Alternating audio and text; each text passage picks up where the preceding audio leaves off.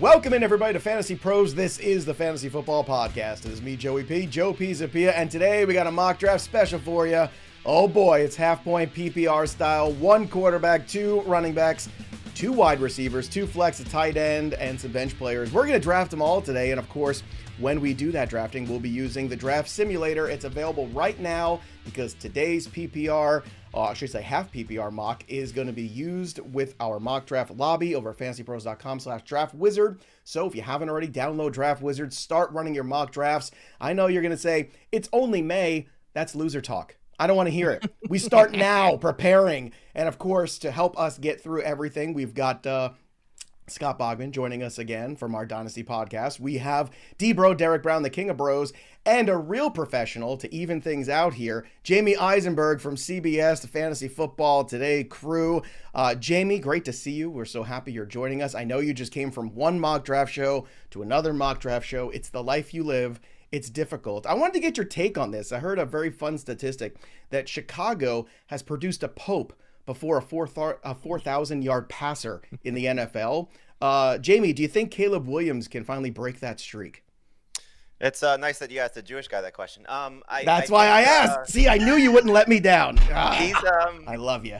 He's got a shot. He definitely has a shot. You know, I mean, you look at everything that's happened this offseason, this should be a big year for him. Hopefully he'll be able to watch film appropriately now. And everything will go according to plan. That, you know, did not happen last year, but the increased weapons, the better coaching staff, the better offensive line should be a big year for Caleb Williams and our new Pope as well. There you go. Look at that. See, full God circle. On his side as well, obviously. How could you fail? Speaking of Chicago legends, George Wendt passed away yesterday. That was kind of sad. Norm. And also the host of the Superfans, The Bears, Boggs, one of the great sketches of all time. If you love football, and you know who, we had to tell Erickson about that sketch. We had to let him know. That was really depressing, Boggs, that we had to fill him in and send him to the internet to go watch it. He wasn't even a twinkle in the eye when that. Yeah, it's not surprising though. But he's 30. Yeah, but I mean, come on. You know, Cheers. It's not hard to miss some of these shows. Well, Cheers, I understand, but the super fans, the Bears, that's such an iconic When did that air, thing. Though? Well, I mean, what was Erickson? The maybe late 80s? 2? I guess he probably. But still, Not they have this thing born. called the Right. internet that you can go to and get all these things done. Didn't he die on the anniversary of the final episode of Cheers as well? Did he really? Oh, I didn't did he? realize that. That's crazy. Oh, see, that's why we bring you Good in. Lord. That's a guest that comes prepared for a program. You see, this I is don't have why we love stats like him. that written down, Joe. So Well, I'm like sorry, Cliff man. Clavin. I know everything. There you go. Okay, so Erickson doesn't get as much of a pass. Apparently, this aired in 91 and 92. I think Erickson was at least old enough. Was he? I don't know. I can't. He do that wasn't math. born if he's Yeah. 30 now. I was Come gonna say on. he's- Okay, never mind. Maybe I'm just making No, the he's opposite not case. numbers I can't are do not math. I don't have Ebro's notes like strong that, suit. but I can do math. All right, and this is the point where people on the YouTube channel go, skip to 310 so you can see the draft start. Here we go. Let's draft away. Bogman is in the 1 spot today, drafting. D-Bro is in the 5. Jamey Eisenberg is going to be 109. I'm going to be 112 at the turn. So I went from the top of the draft to the bottom here. And Bogman and I switched for this week. And once again, just want to remind everybody out there, the multi-user draft software is available for you. Public mock drafts are not available yet, but the draft simulator is out there so you can start working all of your draft practices and sync your leagues for free today at fantasypros.com/mock. That's a place to go. And if you're watching the video, and I know you are, subscribe to the channel, drop your comments below because you might win yourself a Nico Collins Texans jersey for free. That's right. Our friends at pristineauction.com are going to be giving this away to you. And all you have to do to win is subscribe to Fantasy Bros YouTube channel right now. Drop a comment below on this or any video, and that's it. We'll be announcing the winner right here on the channel, so make sure you turn on those notifications so you know when new videos are up and when you can claim your prize. Now, Boggs, it's a half PPR, so with the 1 spot, you've got Jamar Chase, you got Saquon, you got Bijan.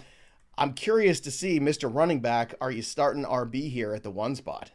I don't have an issue with going with Saquon Barkley here, but no, I'm going with Jamar Chase. I have been a little bit swayed. You know, the 400-plus touches between the regular season and the postseason is a lot. Most of those guys get hurt. It's just the history of the spot. So I don't mind going with Saquon, but for me, it has to be Chase here. D-Bro, I saw your rankings get posted earlier, the running back group on Twitter for you, and Saquon not 1 or 2. And I'm sure that's causing quite a ruckus on the social media. So is it just the 400 touches? Is that what we're up to here? It's the 400 touches. It also comes down to the fact that like his tackle breaking metrics also slipped basically last year. I mean, the offensive line did Saquon a lot of favors in the sense that, I mean, this guy was he was getting 3 to 4 yards downfield before even getting contacted on average. So while the Eagles are still going to field a top 5 offensive line, if Saquon takes a further step back, if the Eagles decide to throw more in the red zone with the tush push, it's still a thing, boys. Still a thing. As of today. So it all leads me to somebody else, because we see this as a war of attrition every single year in fantasy. The RB1 of last year doesn't usually repeat, if not ever repeats. So pick your new flavor du jour of RB1 this year. I did see they are changing the rules again on the onside kick. You have to send a handwritten letter to the opposing coach 3 days Send before. a raven. I think it's 3 to 5 business days if you're going to do an onside kick. I think that's the new one. All right, so we have Jamar Chase going first, Bijan Robinson going second to team 2, team 3, taking Saquon Barkley, Justin Jefferson at the 104. D-Bro, you went wide receiver at 105. Who was it? It's CeeDee Lamb, man. I mean, I think the addition of George Pickens really makes a huge difference for the Dallas passing attack here, where last year you're looking at like basically every defense could just say, well, if we take care of CeeDee Lamb, we don't have anything else to worry about. So the addition of Pickens this year keeps the defenses honest, and CeeDee Lamb still has wide receiver 1 overall upside in his range of outcomes. All right, range of outcomes. That's 1. You get 3 this show. You can get 3 range Just of 3? outcomes. I'll be done with that by round 3. Well, that's when I do the DraftKings read. All right, let's go. There's all kinds of range of outcomes for that. Amon-Ra St. Brown goes at 106. Then Jahmyr Gibbs at 107. Ashton Genty at 108. A little RB run there back to back. Jamey Eisenberg, you were at the 109. You selected Puka Nacua. Let's discuss. He's got Devontae Adams there for some extra help. So what are your expectations for Puka here in 2025? I still think he's going to be the alpha in this receiving core. And, first off, there's going to be opportunities for both these guys. I think, you've seen Matthew Stafford, you've seen Sean McVay. I think we kind of forget that at the start of the Cup era, it was Cup and Robert Woods, and Woods was still a very good fantasy, receiver. And even last year when Cup, before the final of basically 3 games, when he disappeared, was still a very viable fantasy option. So I think there's opportunities for both of these guys to still be successful. But I think Puka's still the one if Adams is the 1A. And just love the setup for him. I know he's talking retirement already, which is just so hard to deal with, that when he's 30, he's going to hang it up. But he's got a few years before he gets there. So I think for at least 2025, he'll still be the best receiver on the Rams and still worth taking in this spot. You hear that, Erickson? Still got a few good years left since you're 30. Nico Collins at 110. Malik Neighbors at 111. I am at the turn. I took Derrick Henry. He's pretty good with the touchdowns last I checked. And he just got a contract extension, too. Let's go. Follow the money, boys and girls. Brian Thomas Jr. Was still there as well, so I'm very happy with this start. I was tempted to take McCaffrey, but I don't know. It's May. I'm not there yet. I need to see a little bit more. I don't trust the 49ers, but luckily I do trust Jamey Eisenberg, and he took McCaffrey. So in between, Brian Thomas goes, then Jonathan Taylor at 202, 203 Devon Achane, and then Jamey, you took McCaffrey. So let's talk about it. Last year, we got bamboozled. We got hoodwinked. We got fooled about what was going on with Christian McCaffrey. So I know it's a huge risk reward, and at least right now, it looks like you're willing to take that risk. I am. I think you look at what the setup is for him. Obviously, there's concerns. We saw last year how bad things can go. But you also know what the upside can be, and it doesn't take long to go back and look at 2023. So if he's healthy, he could be the best player in fantasy, not just the best running back. So when we get to the back end of round 1, the beginning part of round 2, I think it's worth the risk. Obviously you have to try and cover yourself. So I'll be probably aggressive in this draft. And any draft I take McCaffrey, I'm taking Isaac Guerendo. And if you don't take McCaffrey, it's worth your time to, spend a pick on Guerendo. But you probably just, move it up a round or 2, depending on how much you want to secure this backfield. We know what Kyle Shanahan produces. And we saw it with Guerendo last year. We saw it with Jordan Mason last year. It's just the tried and true system that when you get a good running back in it, that running back is successful. When you get a great running back like McCaffrey, you get elite production. And so as of now, everything is pointing in the right direction. And I think at that spot, it's worth the risk. Brock Bowers at 205, 206, A.J. Brown, Bucky Irving, and then D-Bro going back-to-back wide receivers to start his team, Drake London at 208. So Lamb and London, that's a pretty good beginning there, D-Bro. Yeah, man, I'm feeling good about it. I love that London fell to this spot. And whether it's PPR or half PPR, I think that we see an even higher ceiling for Drake London in this year with Michael Penix. I mean, you saw just the small snippet. We got that, the ADOT increase, the yards per route run increase, receiving yards per game. everything was pointing up, the arrow firmly up for Drake London. Even in a setting like this where we're going half PPR, so we're kind of chasing touchdowns, we're talking about a wide receiver that I'm able to get right here that was third in the NFL in red zone targets. So 9 touchdowns last year, could be in the double digits in 2025.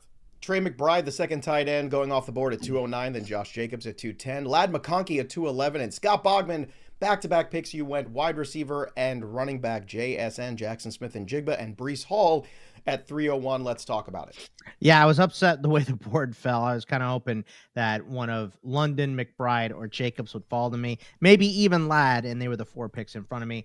JSN is still a decent pick, obviously going to be the number 1 in Seattle now. Decent amount of receptions.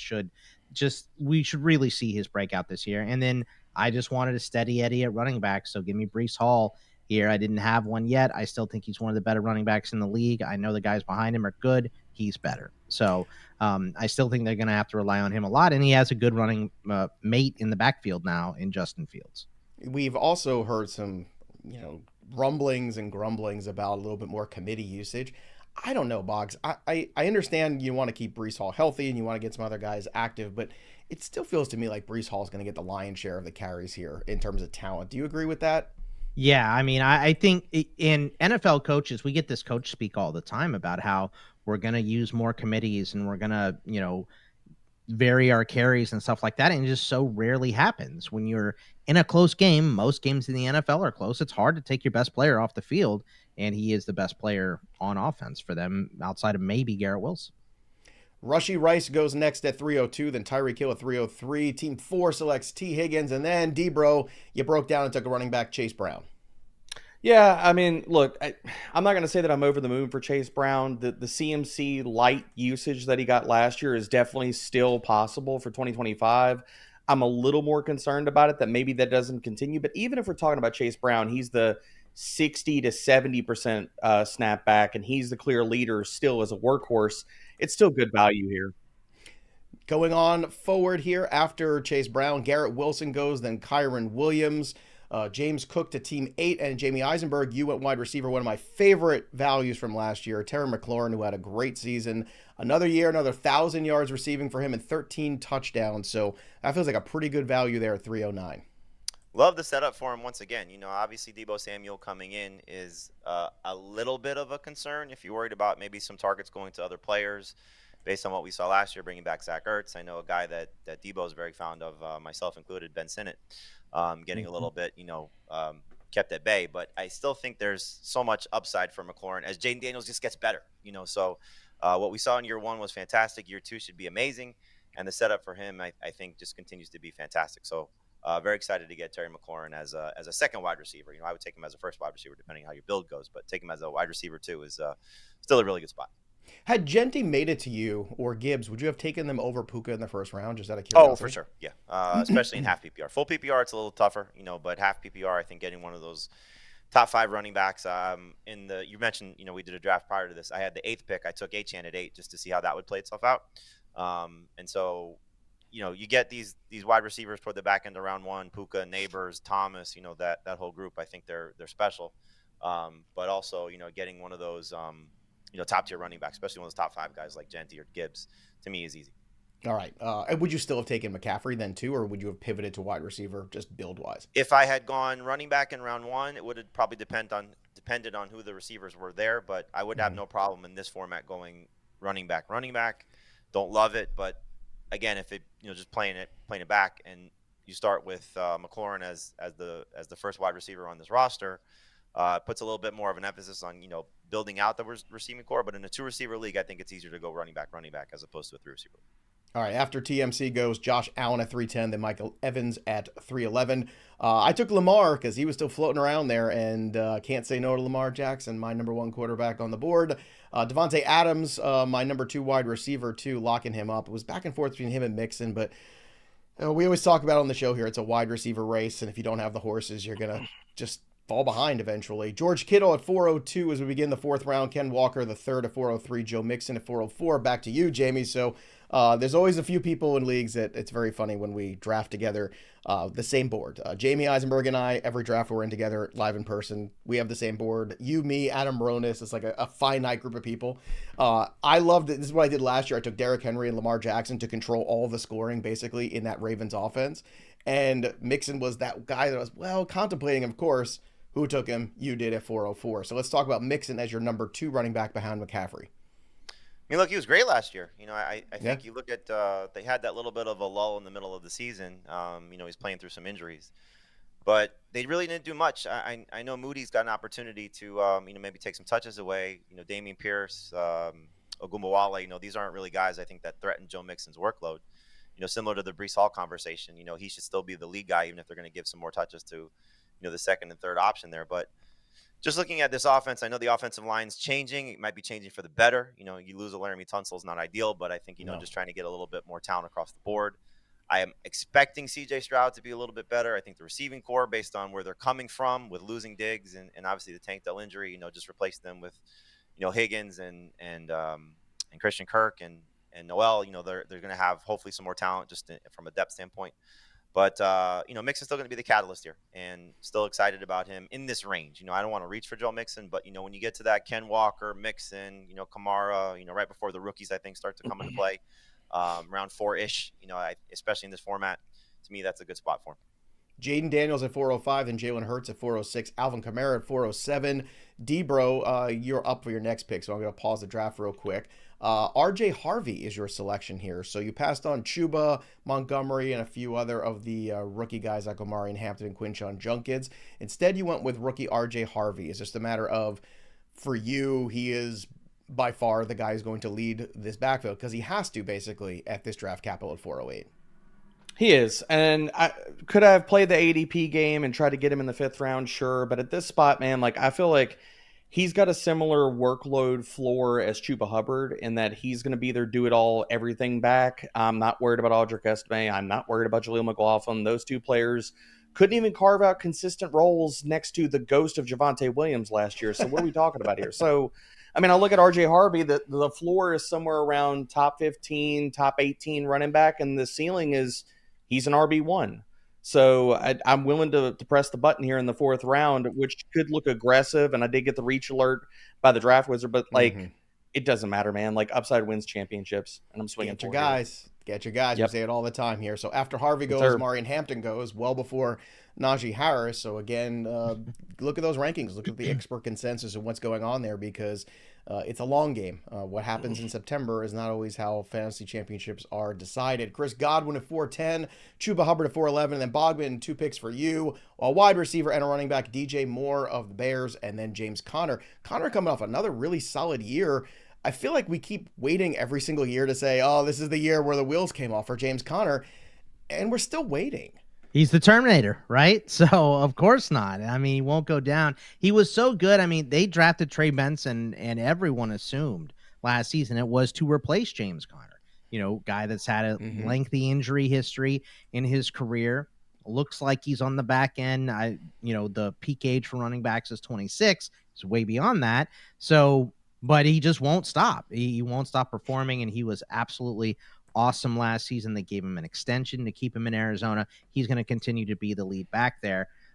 So I thought that was a decent pick in this juncture. I wanted to take the upside on Omarion Hampton, but he went a couple picks before me. And then DJ Moore, look, I know there's a lot of traffic and a lot of targets now in Chicago, but I think DJ Moore is just going to continue to be the leader here. 137 targets last season, just shy of 100 catches.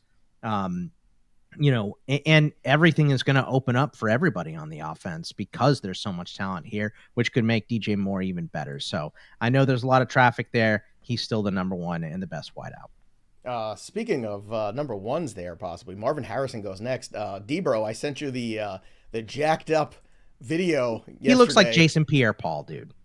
He's huge. I don't know what kind of good vitamins he's been taking this offseason. I got David Boston vibes when I saw that. I was like, you were hyped up doing. I was like, I don't know, man. He looks like a tight end. I don't know if he has those chicken legs that David Boston had, though, man. He had. Well, that's what Ravishing Rick Rude used to say too. He's like, oh, everyone sees just my upper body. Why am I working legs? That was Ravishing Rick Rude's thing back in the day. Jamey, what do you think of the beefed up Marvin Harrison Jr. who just went in this draft? I don't love it when you see players add, too much muscle. And, we had this conversation on our show, is it weight or is it muscle? He's obviously putting on weight when he's adding muscle. So the fact that he struggled so much with contested catches last year, hopefully this will help him. Hopefully he'll make some more, tackles and have some better plays, after contact.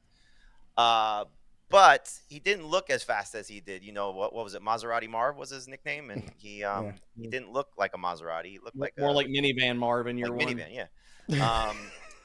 I hope they just do some different things with him to put the ball in his hands, as opposed to just, his ADOT being what it was and, giving him some shorter routes and some just opportunities for him to use that muscle and make plays. I do think it's a little overblown in terms of his production from his rookie season and it being a failure. It's not every year that you're going to come out in a class with guys like Malik Neighbors and Brian Thomas and Ladd McConkey and some of these guys that outperformed him. He had the same rookie numbers as his dad. And his dad went on to be a Hall of Famer, right. Different situation clearly and different quarterback, all those things. But I don't want to give up on Marvin Harrison. I don't want to call him a bust. I still think there's so much upside for him. So the fact that we were taking him in round 2 last year and now we're getting him in round 4, I think is probably more suited to where he should have gone. And hopefully he is able to live up to those expectations. They did nothing to, take targets away from him. Trey McBride and Harrison should still get plenty of opportunities, plenty of chances.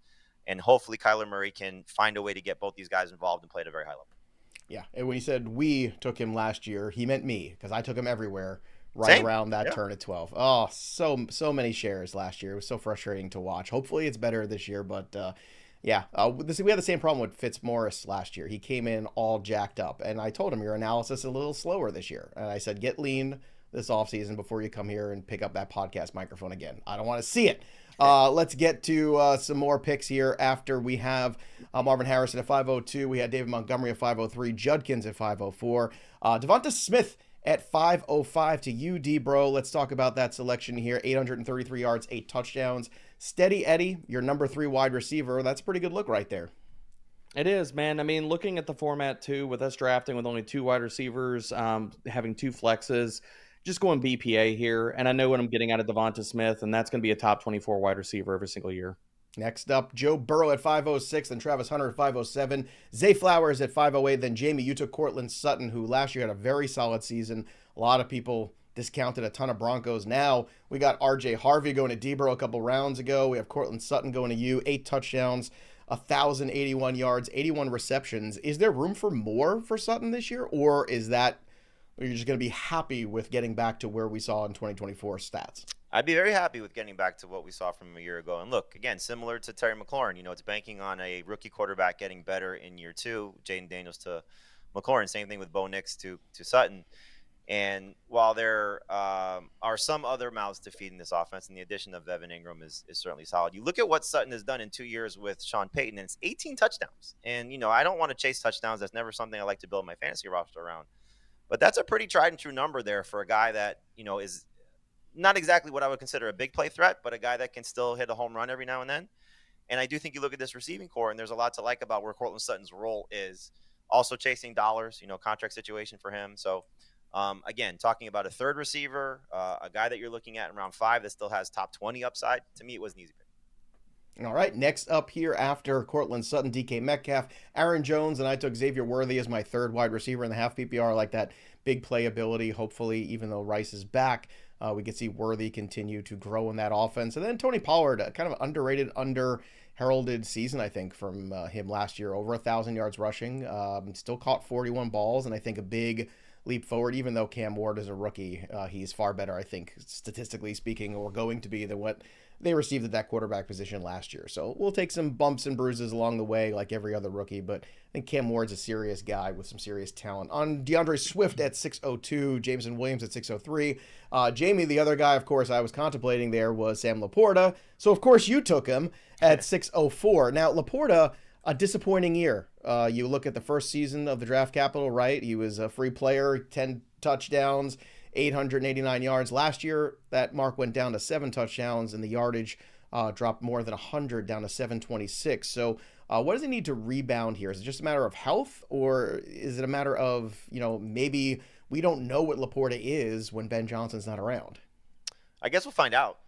For me, it was really what he looked like in the second half by comparison to the first half, because that's when the touchdown started to look more like what we saw the year before.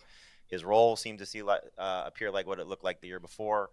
And I just think you're talking about a guy that's still going to be in a very highly productive offense, even with Ben Johnson gone. So there are a lot of mouths to feed. Obviously, both running backs, St. Brown and what is, being pegged as a potential breakout season for Jameson Williams, which I'm not sure is going to necessarily happen better than what we saw from a year ago. But I just think the opportunity for him in this spot, he's sort of like the bridge tight end for me. You look at those first 3 guys, I think they deserve to be the first 3 guys. And then it's really who's 4, 5, 6, 7, all the way down. The role that he has, and again, the way that he finished the second half of the season, looking the way that he did in the first half, I just like the opportunity for him this year.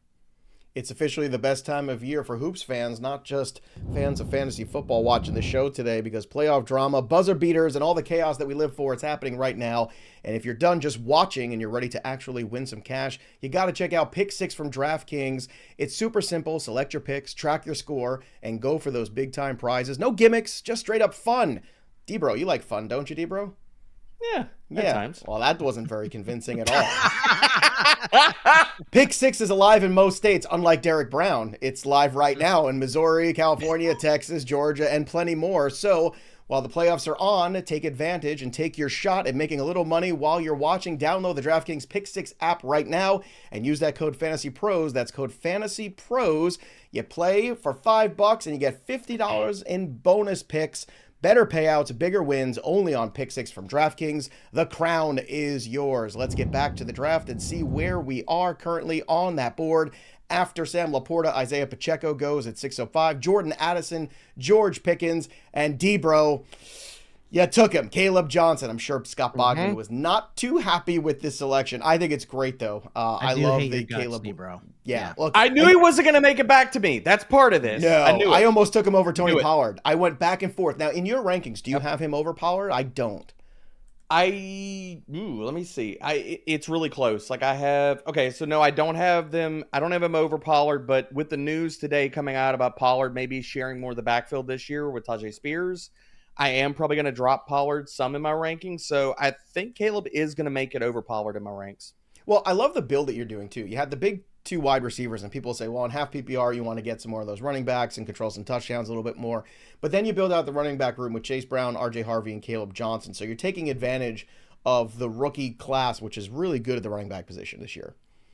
Yeah, I mean, we're in this range of RB3s. I mean, look at the guys like Travion Henderson. Okay, this is part of, if this is full PPR, maybe I go Travion over Caleb here. And then Brian Robinson Jr. goes after him. Tyrone Tracy. We're kind of getting in very scary territory with running backs very quickly. And looking at Caleb Johnson, I mean, dude, Najee Harris got 299 touches in this offense last year. What's the floor for Caleb Johnson? 230, 240, 250? We think pretty much know he's probably going to be the goal line back. That's not going to go to Jaylen Warren. So however you want to slice this up, he's probably an RB2. He's going to be the goal line back. We're in half PPR. We're going after touchdowns. Caleb Johnson just makes a ton of sense. Yeah, it certainly does. All right, let's continue on here. After Caleb Johnson, Chris Olave at 609, Travion Henderson at 610, then Baker Mayfield. Bogman, your consolation prize here. No Caleb Johnson, but you did get Brian Robinson at 701, and before that, TJ Hawkinson at 612. So talk to me about TJ with JJ and how many initials and how many touchdowns those two are going to create this year. Well, it's still a pass-heavy offense, right? And obviously there's a lot of targets in there. Justin Jefferson, one of the best. Jordan Addison with a big breakout last year. But I just see what TJ Hawkinson did on the back end. You know, he had that 100-yard game against Chicago. In the playoffs, he had 64 yards in a score. He's still a huge part of this offense. And the tight ends were getting a little thin to me. So was kind of hoping Sam Laporta was going to fall back was hoping Caleb Johnson or Travion Henderson were going to fall back. I'm done picking on the end, Joe. So, we're I'm going to be in the middle on the next draft, because I feel like 2 drafts in a row here I've gotten hosed a couple times. But Brian Robinson, I think, is a decent pick in this area because they didn't add anything to compete with him. Maybe you were disappointed with his year last year, but Austin Eckler is still the backup. They only drafted Ja'Cory Krosky-Merritt in the 7th round. He is still going to be the lead back. I think all the things that Debro just said about Caleb Johnson apply to Brian Robinson Jr. as well. He has a high floor for touches. So, with the board the way it was, those are my 2 picks I made here. All right. After Brian Robinson, Calvin Ridley, and then Patrick Mahomes at 703, Tyrone Tracy at 704. Debro, Evan Engram. You love the Broncos this year. And look, it's hard not to like Evan Engram here. The A-dot is not exactly prolific for Bo Nix, and Evan Engram could be a huge beneficiary of that. I feel like he is going to be that guy this year that gets hyped. Now, a couple years ago, you tried to hype Darren Waller, you and Erickson, and I yelled at both of you. I yelled at you all summer. I'm not going to yell at you this year. I think the Evan Engram hype is correct, and I am all in. Tell the kids watching why Evan Engram is a good selection at tight end this year. Dude, he honestly could lead Denver in targets, and if that happens, nobody should be surprised. Playing the Joker role in this offense, like, we know where the ball is going through the air. It's going to be Courtland Sutton or it's going to be Evan Engram. And if we're going to talk about just talent at their respective points of their career, I would bet on the talent of Evan Engram over Courtland Sutton. So we discussed like where he's at currently in ECR. I got the reach alert in this draft for that. Like, I think his ADP is wrong, man. Like, I've got him as a top 5 tight end. I think he's got top 3 upside this year. So reach or not, he's a solid pick right here. I agree. And I think tight end is very difficult this year, too. You're taking shots on guys like Laporta to bounce back like Jamey did. I just took a tight end. We'll get to that in a second. Khalil Shakir, 706. Jalen Waddle. Cam Scatterboo. Oh, I was hoping he would make it to me. He did not. Jerry Jeudy. Look at you, Jamey, reuniting Courtland Sutton and Jerry Jeudy. What a feel-good story that is on your roster. Last year with Cleveland, certainly a strong second half for Jerry Jeudy. 1,200 yards, just 4 touchdowns. But with a crowded quarterback room with 7,000 guys in it, how is that going to affect Jerry Jeudy's season? My hope is that it's Joe Flacco for as many starts as possible, because I think that's his best bet to have success. As we saw last year, once Amari Cooper was traded, and most importantly, Jameis Winston taking over for Deshaun Watson, we saw the best of what Jerry Jeudy had to offer, and there was a stretch there where he was a top 5 fantasy receiver. So I'm not expecting that. I would love it, but I think there's the room for him to get a ton of opportunities. I mean, you look at this receiving core. I do like Cedric Tillman with a late-round pick. I think Njoku was going to be solid because he was solid with Flacco in that 2023 season. And it's hard to say Flacco's going to repeat that. But in 5 starts with Kevin Stefanski, he threw for 5 of 6 starts. He was over 300 yards passing in all those games. So there's a lot to like about, even at 40 years old, what he can do for his receiving core. Maybe not so much for his team or for himself, but he certainly can give these guys opportunities to make plays. I think they're going to be in a lot of competitive games. So just the value here for him as my 4th receiver, I think, was just too hard to pass up. Ted McMillan goes next at 7:10, then Cooper Kupp at 7:11. I took Mark Andrews, so once again, I've taken all the Ravens. There you go. I know I am not a Ravens fan, but look, the value is the value, so I'll take a week off. What's the bye week? Okay, I'll take it off. It's fine. Bye week 7. See you later, everybody. Just all my Ravens here on this team. But again, that's pretty much where all the touchdowns are going. And it's not a bad thing to invest in good offensive ecosystems. I then took boring Najee Harris because although I like Omari and Hampton far more in terms of talent, I'm old enough to know that old fart coaches like Jim Harbaugh are going to go with veteran guys because that's what they do. So I think he is going to be a very frustrating thing for everybody who has Hampton or took him 3 rounds earlier than Najee Harris, at least for the first 6 to 8 weeks of the season. Najee's boring, Najee's capable, and they brought him in for a reason. And I just feel like they'll churn and burn him, and then next year you'll have the Hampton show. But I'm playing redraft right now, so might not be a sexy pick, but I think he's going to get enough, especially in the half PPR. I'm at peace with that selection. Bo Nix at 802, Roman Dunze 803. Jamey, you took the other half of the Pittsburgh Steelers backfield, and Jalen Warren at 804. Let's discuss him in this backfield that no longer has Najee Harris in it. It does have Caleb Johnson. I feel like every year everyone keeps waiting for Jalen Warren to have the breakout, but we're 3 years in and we still have not gotten it. Correct, and I don't think we're going to get it because of Caleb Johnson's presence. But You go back to what he was in 2023, before he was battling some injuries at the start of the season last year. And I still think he's going to have a role in the passing game. He's one of the better pass protectors in the league.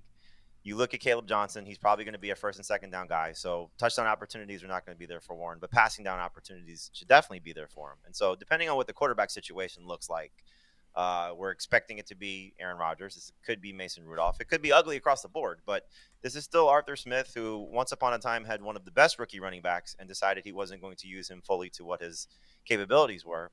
And hopefully that's not the case for Caleb Johnson. But I think at this point, when I'm looking for mostly a flex, I hope I don't have to rely on Jaylen Warren as a top 2 running back, but I do have 2 older running backs in McCaffrey and Joe Mixon.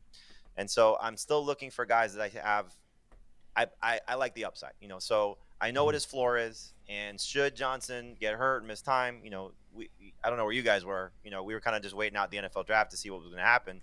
Jaylen Warren's breakout might have been there had they not decided to draft Johnson and maybe done what the Cowboys are doing, just kind of piecing this backfield together. So I still think there's a lot to like about him. There's just not as much to love as where he was prior to the NFL draft. But should Johnson struggle or get Arthur Smith, then we can still see Jaylen Warren having some, pretty productive weeks. That was so kind of you to think that the Cowboys have a plan in their backfield. It's adorable. Jaylen Warren, 804. Then Brandon Ayuk at 805. Jacoby Myers at 806. A good value there in the 8th round. Javonte Williams at 807. And then Debro, look, everything's coming up Millhouse for you. Justin Fields at 808. That's your guy. You didn't get him last time, right? And this time you did. Nope. I didn't get him last time. Florio's not in this draft, baby. So I'm here for it, man. I mean, this all comes down to, it's another year for great late round quarterback selections, man. I mean, Justin Fields, to me, starts all the games. He's going to be a QB1. Just lock it in. It's just a question of where in the top 12 he's going to be. All right. Continuing on after Fields, Kyler Murray at 809. Juwan Jennings, Deebo Samuel. Look at this. We live in a world where Juwan Jennings went ahead of Deebo Samuel. If I told you that was going to be the case 3 years ago, you'd have laughed me out of the show. Look at the 3-pack there, Joe. I know, and then Ricky Pearsall goes there. Scott Bogman, not to be denied, at 812, selecting Ricky Pearsall and Matthew Golden. So, Boggs, let's talk about Pearsall and Golden. We got a second-year wide receiver and a rookie wide receiver. What sort of contributions can they bring in 2025? Yeah, I think you saw, Ricky Pearsall really perform at the end of the year. Last season, he obviously had that big, 8 catches, 141 yards and a score at the end, 6 for 69 and a touchdown the last game against the Cardinals. And, with Deebo gone, he's leaving around 100 targets. I think it was like 82, obviously missed a little time. He had some carries in there as well. So a lot of touches are just missing from this offense with Deebo gone. I think Ricky Pearsall drops right in and gets a bunch of them. And when you look at the Packers wide receiver room here, it's just weird. Romeo Doubs had 2 concussions and a pouting fest last year. Who knows what's going to happen with him, right? So, and Jaden Reed, the last 9 games, I believe 6 of them, he was below 60% in the snap percentage. Obviously, Christian Watson gone for the year. Wicks is still there, kind of in the background. This is their first round wide receiver since 2002. Javon Walker was the last one. I think they're bringing Matthew Golden here to bring them some speed, and you're going to get the ball in his hands any way you can and let him produce. So it's still a run-heavy offense, which pushes these wide receivers down the board. That plus the musical chairs that they play with them. But I think by bringing in Golden, they're saying we want an alpha, and this is going to be our guy. All right, let's see who the next guy is for Team 2. Ironically, Jaden Reed goes next after Matthew Golden. Look at that. Tank Bigsby goes at 903, Travis Etienne, then Stephon Diggs to Debro. Let's talk about the reclamation of Stephon Diggs coming off that knee injury. We just heard Josh McDaniels actually right before the show. I saw a clip of him saying he's a unique individual. What a wonderful way to put that about Stephon Diggs. That's how I describe you, Debro. I just want you to know. Dude, I'm telling you right now, if Stephon Diggs is going to go this late in drafts, I know it's not a sexy pick, but it's going to be a very productive one. I'm going to be drafting Stephon Diggs everywhere this year. I mean, we're talking about before he was lost to injury, the wide receiver 19 in fantasy points per game in a half PPR setting. Now he's getting airdropped in New England, and I think he's going to be their starting slot wide receiver, probably going to play 50, 60% out of the slot. And considering what he showed last year, if he's 100%, he's the number one option for Drake May. Nobody else is catching passes over him. He's a value, dude. My wide receiver 4? No, as a wide receiver 4. I had him in my queue, Debro. I was thinking about Diggs. Yeah, look, we'll see what happens. It's all about health and how quick he can get back on the field. Ramondre Stevenson at 906, Zach Charbonnet, then Jalen McMillan. Jamey, you took Jordan Mason at 909. That's a cagey pick here because Aaron Jones ahead of him and another year older. And Mason certainly proved as though he belongs after filling in last year for Christian McCaffrey. So, expectations for him with the Minnesota Vikings this season. You got a 30-year-old Aaron Jones who his coach said now twice when asked about him, once prior to free agency when he was not part of the team, and then once after, the Jordan Mason addition, that he felt that Aaron Jones had too much work last year. And so whether we're going to see Mason in more of just a short yardage role, which O'Connell has talked about already, or if Jones, who had 3 separate injuries last year, misses any time. Remember, his last year in Green Bay, he had a hamstring injury and a knee injury. I think Mason's going to have an opportunity behind a revamped offensive line, but just playing with one of the best offensive systems that we have. He was with that last year as well, and we saw the production early in the season. He tailed off a little bit and then was replaced by Garendo. But I still think just getting pieces of good offenses when you're talking about second running backs, that's obviously a place I like to live. And I think Mason, if he gets a chance to be the starter for Minnesota at any point in the season, is going to have that top 20 upside. So at this point in the draft, it was worth the risk. After Mason, Tajay Spears, Rashad White, and then I took Darnell Mooney and Cedric Tillman. Now, I just want public service announcement here. Had this been playing for blood and not May, I would have taken Garendo here just to spite Jamey Eisenberg in this draft. He was in my queue. I thought about it, and I said, no, it's not quite Memorial Day. I don't want to get crazy here. We're all still friends. This isn't August when we're all drafting together in a couple months from now. So Cedric Tillman, another guy last year who certainly had some flashes. I liked him coming out of college as a prospect too, and I think last year you saw the window of what he could be. I also would also hope, just like Jamey Eisenberg, that Joe Flacco plays as long as possible in this offense. But Darnell Mooney, another solid season from him. I think Penix can get the job done there, and he's definitely proved that he is fantasy worthy there as a wide receiver 4-5 kind of guy. Emeka Egbuka at 10:02, then Jonnu Smith at 10:03. Of course, Jamey then backed up with Isaac Garendo, as he said that he would. Josh Downs at 10:05. Travis Kelce at 10:06. David Njoku, and then Bashal Tutin to Derek Brown. Debro, the Jacksonville backfield right now is a little crowded. Tutin, probably the most explosive of the three. I don't think anyone wants to argue that. It's just a matter of how soon can he become fantasy relevant. I think that's the bigger question. We'll see. I mean, right now in camp, or at least in practices, he's fumbling the ball, so maybe this hot start gets delayed a little bit. But on this team, I mean, look at where we're at in the draft, guys. We're in the handcuff tier. We're in the wide receiver 4 / maybe their 3 tier. In this spot of the draft, I want the upside of a guy that doesn't need an injury to take over a backfield. And if that's the case, Tutin's a smash pick here. And as my RB4, he could sit on my bench until he takes over that job. That's totally fine. Like I'm covered at running back to this point with my RB4. It's just upside swing. All right, swinging for the upside with Tutin, Ray Davis, Tucker Kraft, Dalton Kincaid, Scott Bogman, Rico Dowdle, and Michael Pittman. You know, I had Downs on the board for a while, and I passed on him because I just have zero confidence right now in the Colts' offensive ecosystem and what it looks like. Is it going to be Richardson? Is it going to be, God forbid, Daniel Jones? And I just don't know what that looks like for any of the wide receivers. So how do you feel about taking Pittman? And then we can get into Dowdle as well, who's now joined the Carolina backfield. Yeah, I was between Pittman and Keon Coleman at this pick, and you are right. I mean, they have 3 guys that can run and not throw the ball on the roster, right? Because they drafted Riley and Leonard, kind of the same type of archetype of a quarterback that they have. But the system is very friendly for whoever wins that job. So if Richardson should win it, I mean, Pittman is still such a good target. He just has had garbage QB play in his time with the Colts. I think he's a very, very good wide receiver. So obviously last year I pushed my chips in and that tower fell, but I really like Pittman. It's just he is an ifs and buts for candies and nuts. We'd all have a Merry Christmas, and that whole offense is an if.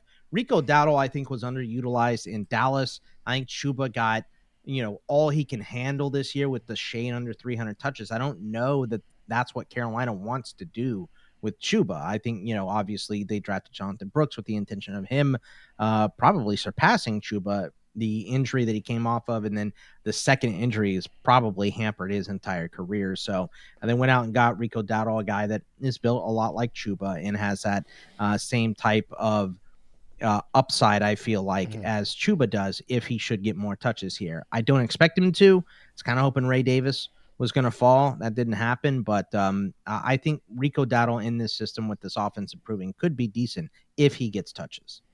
Dobbins, then Shaheed, Keon Coleman, Christian Kirk finally to Derek Brown, 1105. I know you're making your next pick here, D-Bro, but Kirk brought in here. It's funny because I'm on the other end of the spectrum. You're making investment on Kirk. I'm making an investment in another Houston wide receiver later in this draft. So why Kirk at 1105 for you and not, say, Jaden Higgins, who I ended up taking? I was actually just playing ADP game. Like I was like, okay, Higgins, and then my entire queue just got wiped out with all the rookies that just went off the board. Some really, really awesome picks. And so I was just going to make the bet on Kirk. If he does maintain, like, because when he was healthy last year, guys, he was extremely productive. I'm just making the bet that if he could stay healthy, I mean, I'm old enough to remember, guys, when we were investing in this Houston passing attack and we were paying up for all three of those guys last year. Now the only guy that you got to pay up for is Nico Collins. So whether it's Kirk, whether it's Higgins, whether it's Jalen Knoll at the last part of your drafts, taking shots on this passing attack to bounce back, we're not paying for anybody in this passing attack outside of Nico Collins. So I'm going to take the shots on him. Trey Benson, Marshawn Lloyd, Luther Burden, and then Eisenberg, of course, takes Besh right out from under me, as I knew he would. I got one of the two guys I wanted there. I had three rookie wide receivers to pick from, and you took Jack Besh, who looks like he is going to acclimate very well right away in this Raiders pass attack, Jamey. I agree. And again, you look for target opportunities. I don't think he's going to come in as the one or the two, assuming that something happens to Brock Bowers or Jacoby Myers.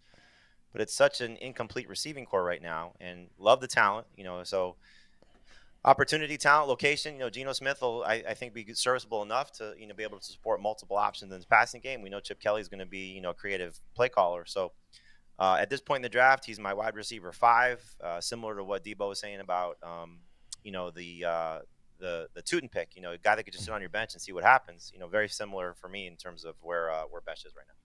Jerome Ford, then Tyler Algier. I took Trey Harris, who I think is immediately going to surpass Quentin Johnson. And I am ready for it. I'm here for it. And then I took Jaden Higgins because he's the first guy ever to get a fully guaranteed contract in the second round. And I mentioned it earlier. I'm going to say it again. Follow the money, boys and girls, because when you follow the money, typically it leads you to targets and fantasy productivity. And Jaden Higgins was drafted for a reason. And I think that it's going to be sooner than later that he is going to really establish himself as that number 2 guy in this offense. And I'm not buying Christian Kirk. I think he was the veteran brought in case there's injuries or to help the kids along a little bit in case things are slow. I don't think Higgins is going to be slow on the uptick. I just don't. Jaleel McLaughlin at 1202, Austin Eckler at 1203, Caleb Williams at 1204. So look at you. Look at what you did there, Jamey Eisenberg. You went and you took Caleb Williams. You put your money where your mouth was at the top of the show here. For Caleb. Now, in this scenario, would you want to back up and take a second quarterback, or are you just taking Caleb and seeing how the first couple weeks go? So I'm on the clock right now in round 13, and I have a quarterback queued up. It did not work out as I was planning because a couple of veterans that I would like to pair a young quarterback with have gone off the board in Dak Prescott and Jared Goff. So I'm going to take another young quarterback with upside and just kind of hope that, one of the two hits.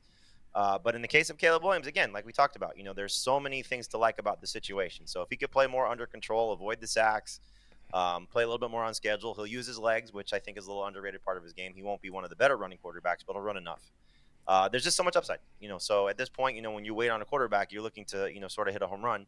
And in round 12, I think he could be a top 10 caliber guy just based on everything that's happening around. Can I guess who that quarterback is? Is it Drake Sure. May? Is it Drake May? Oh, yes, it's Drake May. Yeah, see, that's what I mean. Like the same board. Like, there's no reason for. We should just sit and why don't we do NFBC together this year? I gotta understand. Like, why don't we'll make a couple investments, you and me. We'll have some fun. It'll be a good time. Same board, always. Jalen Wright goes next at 1206. Jaden Blue, the Colston Loveland, Dylan Sampson, Nick Chubb. So D-Bro, you took Dylan Sampson. Nick Chubb goes next. Adam Thielen, Blake Corum, Jared Goff, and Brock Purdy. So Scott, you waited as long as you could. You got 2 quarterbacks. You took Goff and Purdy. Seems like you're just going to play matchups from there. Yeah, I think Jamey would agree with me that only geniuses wait until the last 2 rounds to take quarterback to get on the roster here. But he obviously Jamey spoke about Jared Goff, and Our boy Joe Pisapia says, what about Jared Goff? What is your thing about Goff? Indoor cat. He's an indoor cat. Have you looked at the playoff schedule, Joe? From week 12 to 16, he is indoors every single week. To 12 to 17, excuse me. He is indoors every single week. So the playoff schedule is great, obviously. Ben Johnson's leaving is a concern in the offense, but back him up with Brock Purdy, who just got the bag. I'm pretty sure I can get a good quarterback in there every single week moving forward. All right, let's go through that last round here, and here we go. We are done, and draft analysis, A- for me, not too shabby. So I guess it didn't mind that I took Lamar Jackson so early, and in half PPR especially. Man, I just want those rushing yards. I want the guy who controls all the scoring in his offense on a good offense every week. So we'll look at the analysis and look at these last couple picks for everybody. Drake May went. Debro, who was your last selection there? My last, I was just adding to the quarterback room. I went Justin Herbert just in case Fields starts slow, or just giving myself certainty there. Okay. My last selection, actually, funny enough, was also a Chicago Bear, Kyle Monangai, who I believe is going to be the actual David Montgomery in this offense. The more I've watched him, and I watched him a fair amount because I'm a local Jersey guy here, seen him at Rutgers. I mean, he's David Montgomery to me. This is just pretty cut and dry. And I know DeAndre Swift is not exactly Ben Johnson's favorite guy, but whatever. He'll deal with whatever he has to. I like Roschon Johnson. This is nothing against Roschon, but I just feel like the new regime, you pay attention to the guys that they select, because those are the guys that are going to get touchdowns. And in half PPR, I think Monangai in the last 8 weeks of the season is really going to be an asset in terms of goal line touchdown stuff. So let's get to the rest of the standings, shall we, and see who won the draft. It wasn't me. I was number 2, but I had the handicap of I also had to host and do reads and all this other stuff. Here we go with the excuse. Here we go. Scott Bogman was number 1. Jamey Eisenberg, number 3. Debro, number 4. I don't think this has ever happened. I've never seen it like this. I have never seen this before. 1 through 4, all of us here. So good on us. Scott Bogman, congratulations. You're the big winner. It said, hot take, Derek Brown likes my draft more than any other expert. I'm sending you the hard hands, Debro. Mine says Scott Bogman loves your draft more than any other expert. Well, it says right now that Joe Rico hates my draft, so I'll have words with him later on Slack and see what's going on there.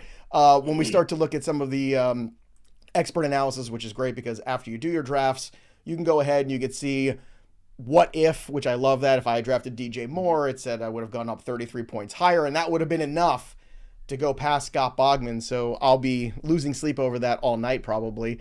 It tells me that I have the worst bye week ever because I've got 3 Ravens, and that's okay. I don't care about bye weeks. I think that's totally overrated. I did get a reach alert on Cedric Tillman. I don't care. Get your guys. That's what we always say. So, Jamey, let's take a look at your roster and any expert opinions that you see. Anybody love or hate your draft here you want to shout out? So I look at expert opinions on things. You click on expert opinions. Joe Rico likes it. Brad Evans likes it. Andrew Scott, thumbs up. Pat Fitzmaurice likes it. Some of the negatives are Matthew Hill, Jacob Hubman, and the Wolf of Roto Street. There you go. Let's look at Jamey's roster here. He's our guest. It's funny. It took Drake May and put it above Caleb Williams as your starting quarterback. We must be in the Joe Pisapia ranking system here on this one. I can only assume that's what's going on. Christian McCaffrey, Joe Mixon, then Puka, Terry McLaurin, Sam Laporta, Courtland Sutton, Jerry Jeudy. This is a very good roster, Jamey. Jalen Warren, Jordan Mason, Caleb Williams, Garendo, Jack Besh. So you certainly have some depth at running back, which you've gotten a hold of there. You have 2 number 1 wide receivers, which you got to love. And basically, this is a roster that hinges on one thing, the health of Christian McCaffrey and Puka Nacua, which I think is interesting because those are 2 guys where health always seems to be a question. So is that something, a pairing in particular, you feel comfortable going into war with this year? I think it all depends on, how good you feel about the depth of your team. And so, as I said, when I picked McCaffrey, for me, it was a priority to go get Garendo. Will he still be the number 2 guy there? And as we saw last year, he battled some injuries as well. But I think the 49ers, told us they did do their usual, drafting a running back in the middle of the rounds to add to their backfield. But they feel comfortable with McCaffrey right now. I think they feel comfortable with Garendo. And you saw what he was able to achieve, when Mason and McCaffrey were not there. So I like having that backfield sort of locked up. I would say it's probably 85 to 90% locked up. I was asked about his McCaffrey's backup this morning, and I think it's still Garendo. They did draft Jordan James, obviously, as you mentioned, Jamey, but they traded Jordan Mason in the middle of the offseason, right? So that tells me they're really secure in what Garendo brings. Yeah. Yep, and probably secure in what McCaffrey is dealing with right now. He did not have surgery, so he's not coming off of a lengthy rehab. So as long as he could stay upright, and I think basically with any player, especially older players, I look at it as how many games will I get out of him, and if I can get 8+ games out of McCaffrey, I'm probably going to be dominant in those 8 games, and then I'll try and figure out the rest. It's a matter of when those 8 games will probably happen. You don't want them to be obviously key points in your season, but you got to sort of understand that he's probably going to miss some time, and how will you manage your roster when he's not there? In the case of Puka Nacua, I mean, I kind of went with a wide receiver heavy build, taking the 4 guys that I took with 4 of my first 7 picks. Again, I like the group as a whole, and the way that this setup is, when you got to play 2 flexes, I can hopefully get production out of Jordan Mason or Jalen Warren as a flex, not have to rely on all these guys. So if Puka does go down, to throw in, McLaurin and Sutton as the 2 receivers, or Judy, hopefully. There's a lot of questions with this roster, but there's also a lot of upside. So that's kind of, the build I think you have to understand when you're taking, and when you're taking risks, with a guy like McCaffrey and a guy like Puka Nacua, you hope that the overall build is still strong enough to get you through maybe some of those weeks when they're not there. Let's look at Derek Brown's build. Justin Fields at quarterback, which I'm a big fan of. Chase Brown, R.J. Harvey, C.D. Lamb, Drake London, Evan Engram, Devonta Smith, Caleb Johnson. Love that pick there as the other flex. Justin Herbert. So you backed up Fields with a very safe Justin Herbert. Stephon Diggs upside there. Tootin, Kirk, and Sampson. So again, when you go in that rookie pile, sometimes you get dinged a little bit, but not too bad today. And really, this is a matter of, do the rookie running backs perform? And if they do, Debro, this is a heck of a roster. Yeah, I like this team, man. Taking upside. I mean, the volume certainty out of my top 2 backs, I feel really good about. And then taking upside swings later, I kind of layered in some undervalued veterans with Diggs and Kirk. So I think it's a good mix of like youth, upside, a lot of volume in this lineup from top to bottom. I disagree with so the pick analysis that I would have had 61 more points and subsequently been in first place. If I respectfully disagree, draft wizard. I do. I mean, if I would have gone Ramondre Stevenson and Jared Goff over Justin Fields and Dylan Sampson, I think they don't know what to do with Dylan Sampson right now, and I can understand why. I think the bots are still figuring that out, and so is the team. To be honest, that assumption too is that Ramondre is going to hold the backfield and he's going to be in my starting lineup, which, if he's not even gracing my starting lineup, that doesn't matter anyway. See, I'm not touching Ramondre with Travion there. I'm just not doing it. Same. Let's look at the Joey P roster here. Lamar Jackson, Derrick Henry, Tony Pollard, Brian Thomas, and Devontae Adams. Ooh, that's sexy. I like that. Mark Andrews, Xavier Worthy, Najee Harris, then Trey Harris. I got all the Harrises. Darnell Mooney, Cedric Tillman, Kyle Monangai, and Jaden Higgins. It's got a little bit of a dynasty twinge to it, which Scott Bogman, I imagine you would appreciate. But in a half PPR, I'm very happy with this roster, especially, I don't like to go for the big quarterback necessarily, but when it just drops in your lap like that in the 3rd round at the end. When you're on the end, too. When you're on the end, right, because you miss on all the runs, right? So, and that's the thing. You always end up going, all right, how does it hurt me? It hurt me at the running back position. It's clear. It's right there. My counter argument to that is I drafted a quarterback and a running back because he's going to have 1,000 yards rushing. So it's better than a lot of guys that I'm going to draft right around there. That's my whole point of why it's okay for Lamar, but not great to do like the Patrick Mahomes early quarterback scenario anymore. Let's look at your roster here. King, Scott Bogman, Jared Goff, Breece Hall, James Conner, Jamar Chase, Jackson Smith and Jigba, TJ Hawkinson, DJ Moore as the flex. Then you got Brian Robinson, Ricky Pearsall, Purdy, Rico Dowdle, Pittman, and Matthew Golden. That was good enough for number 1. So, Boggs, any holes, any love? What do you have here for this roster as you're looking at the finished product? Yeah, I think during the draft it was kind of a theme. Sitting at the end, I missed out on a couple guys that I want, but I still was able to put together a very solid roster here. Obviously built on the strength of my wide receivers, 400 targets between these guys for sure, with Chase, JSN, and DJ Moore. Brees Hall and James Conner and Brian Robinson are all going to lead their teams in touches by a pretty wide stretch. I would think I got a top 5 tight end in my estimation here in TJ Hawkinson. I like this team. I waited on the quarterbacks, but I got 2 decent ones, and one with one of the best playoff schedules for himself, being an indoor cat in Jared Goff. So I like the way this team is built.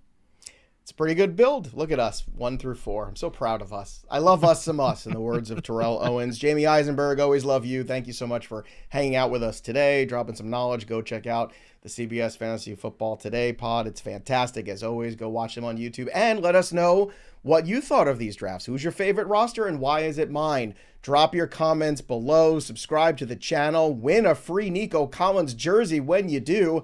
Sounds like a pretty good deal just for watching some fantasy football mock draft show. You win a free jersey. Ring the bell till it goes ding. Again, we're trying to get to 300,000 subscribers here on YouTube this year, and we can help do it with you being a subscriber. That'll do it for us, but the story of the game goes on. For Bogman and Debro and Jamey Eisenberg, I'm Joey P. We'll see you next time, kids.